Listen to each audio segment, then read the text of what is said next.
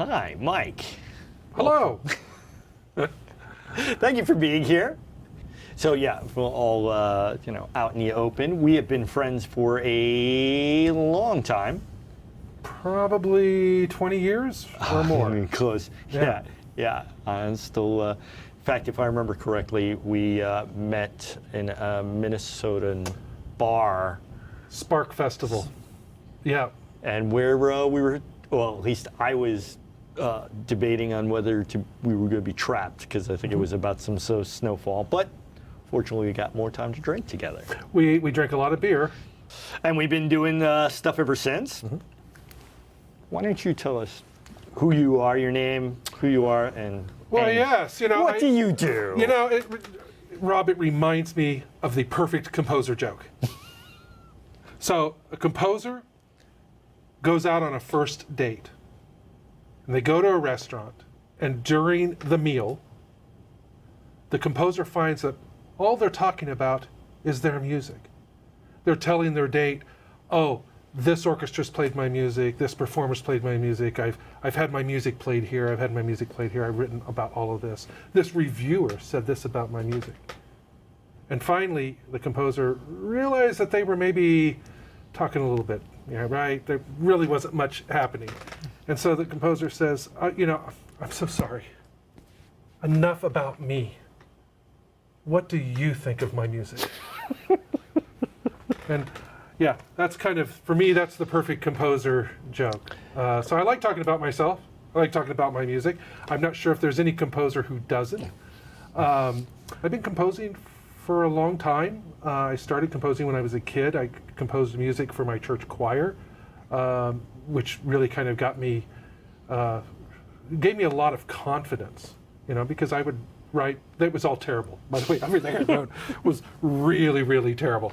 And but it really gave me the confidence that maybe I could do something like that. And when I went to college, I actually went to college because I wanted to be a Broadway star. I was a singer, and that wasn't a great fit for me. But I quickly moved into composition, and all of my formal training is in composition. I'd say my music is, I was raised and grew up in the Midwest. I still live in the Midwest. I live outside of Chicago.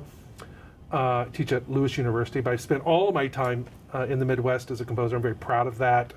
I think my music reflects that a bit, in that it's very sort of simple spoken, like a Midwesterner, and it's sometimes passive aggressive. So that's kind of my music in a nutshell. I'd say 80% of the music I write uses electronics in some fashion or another. This is a great project that I'm working on now with Matt and Linda, because it's an acoustic piece for flute and piano, and it's a great opportunity to be able to do that and not just write a piece where I hit play and hope the speakers don't explode. So, but it's interesting to hear you say that you have like a Midwestern voice. Like, describe what that is. Well, I mean, again, it's somewhat tongue-in-cheek, but for me, again, it's a lot of my music has very easy to follow, distinct form, function, shape. It's easy to follow. You kind of think maybe you know me the first time you listen to the piece, I hope. But also I hope that you find that there's more depth there. And I hope that you listen to it again and again and again, right? As we all do, right? Of course, we all know that the only person that listens to your music more than once is you and your mom, right? Right. Yeah. So in a lot of ways, I sort of feel like,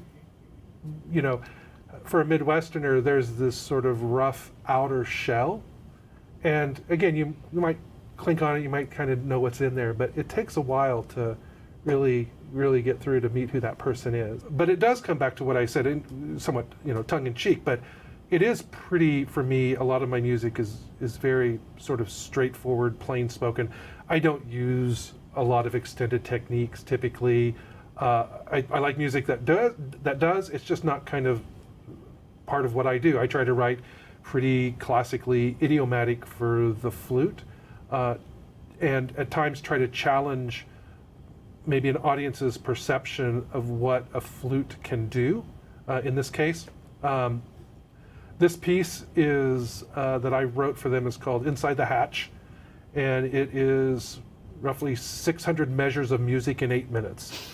So it's hard, loud, fast. This piece is pretty rhythmic, and Linda's playing, incredibly well on this piece. It's super hard, but she comes out and she like turns into a beast when she's playing this piece, and so that's kind of the approach I took with this work. And I just had to do something that was a little bit less heavy, and but it's still about me. I mean, it's about me. I do a lot of fly fishing. It's a passion of mine for several years now. And so the piece is called Inside the Hatch. And so for a fly fisherman, it's everything, is when a hatch happens. And so that's when the larvae sort of emerge and they fly away. And this is also the time when trout gobble up a lot of food. And when you're standing in the middle of a river, thigh high in cold water, and you see these bugs emerge and trout just go crazy, there's really nothing quite like that. And so there's a real sort of beautiful experience that occurs as you're standing in that river, where you feel like you're part of something bigger than yourself. And like I said, it's an 8-minute romp of lots of fast notes, and really that sense, for me, we'll see what other people think, but for me, it's this real sense of joyfulness about being part of something larger and grander. And so, but it is about me. Well, I can't wait to find out a little more about you. Well, tell me, what do you think about my music?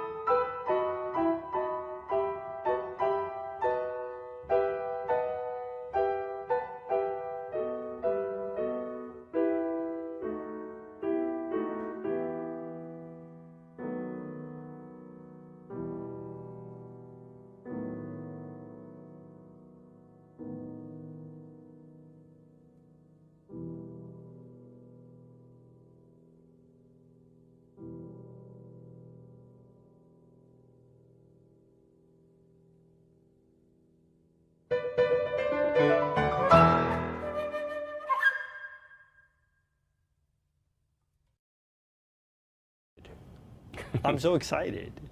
Thank you for coming. Yeah, I'm excited too. And a little bit tired, of course, because of the, yeah. You came a long way. Yes, that's right. Where are you from? I'm from Vienna, so the city of music. And I teach in Vienna and also in Leipzig, another city of music. So I travel between two cities of music. Awesome. Awesome. Why don't you tell us your name and a little bit about yourself? Yeah, my name is Leo Brauneiss. Actually, I'm Leopold Brauneiss, and this is a rather Austrian name, a quite old-fashioned Austrian name. It was already old-fashioned when I was a child, but it's a family tradition. My father is called Leopold, and my grandfather, and so on. So actually, I'm the fifth one in series. But my son got another name. I was born in Vienna. I started in Vienna. I teach in Vienna some at the university, but also in Leipzig and a music school near Vienna. So it's called Wiener Neustadt. And so the composition teacher was some of Vienna, but the main influence is, however, the music of Arvo Pärt, which I know now personally about, 25 years, I guess. Yeah, I met him first, let's say, in 1998, so that's about 25 years. Yeah. Arvo Pärt? Arvo Pärt, yeah, should be. My God, time goes by so fast. So, and this, I guess this is the main influence for my work. Wonderful. Mm-hmm. And tell us a little bit about this piece.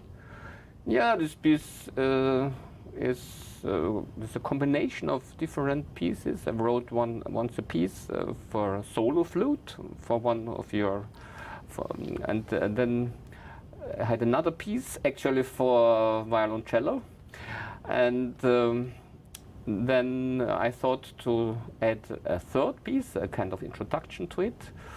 And yeah, and that I hope they fit together well, these different pieces.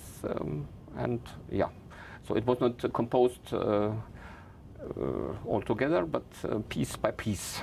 Mm-hmm. So it's kind of a suite of pieces, changing instrumentation. Yeah, right. There was even the idea to have it for bassoon and piano. And there's a version for bassoon and piano, but it never has been performed.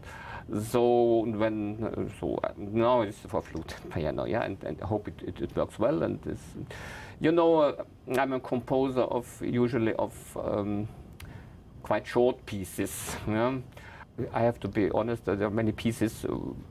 At my opinion, they are too long sometimes, and they are boring. So this is always my fear to have this kind of boredom and so on. But the idea of having such short pieces with concentrated pieces, and I find this in Anton Webern as well as in Arvo Pärt. Also, they are quite different in style and material, but the idea is similar. I find, and this I want to realize with my compositions too. Well, look, I'm a big fan of short works and that sort of aesthetic. Of course, yeah. It could be a bit longer than 1 minute, but it's really not easy to find this concentration for short pieces. Yeah. Well, I mean, for the 1 minute pieces, I always, people always talk about like how hard it is to be concise, and I think I like longer pieces. I do, but I feel like there's what's the right word? Sort of almost a seduction to for a composer to dwell on something that can be shorter. Yeah. If I remember right, Pierre Boulez said something like that. This is his main problem that is always what you call to dwell. Yeah, that is always getting more and more and yeah.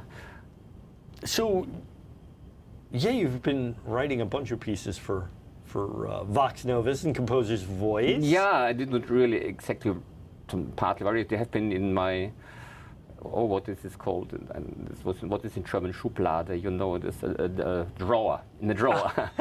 So nowadays it's not in the drawer, it's somewhere. Hard drive somewhere. Yeah, it's somewhere, yeah, but in the so-called drawer, virtual drawer, yeah. So and I thought it would be interesting to have it performed, yeah. Absolutely.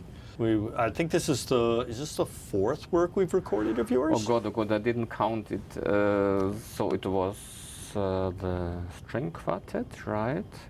It was one for toy piano. Right, it was the clarinet and piano. So it's the fourth, you're right. Yeah, you know better than me. Why come to New York? You've been watching them online, listening to them? Yeah, actually, they when the rehearsal, they asked me if I would come. I guess just they did. They asked everyone, yeah, and so and actually there was no concert with the other. No, not pieces. for not for all of So them, it's the first time that there was the opportunity to come here and so on. And yeah, it's a little bit crazy. Otherwise, I thought, yeah, why don't do something? Sometimes crazy things. You might regret it when it's too late. Yeah, when yeah. And so yeah, so that's why I'm here. And yeah. Good excuse to come to New York. It's a good excuse, of course. Yeah. Awesome. Yeah. Thank you so much. Okay, I Thank thank you. Really, of course. thank you for coming. I'm really excited. Yeah, thank you for all your engagement. Is this the right word? For all your okay. Engagement is great. Engagement is correct. I love it. Yeah, Okay, yeah, good. yeah. Perfect. Thanks. Thank you.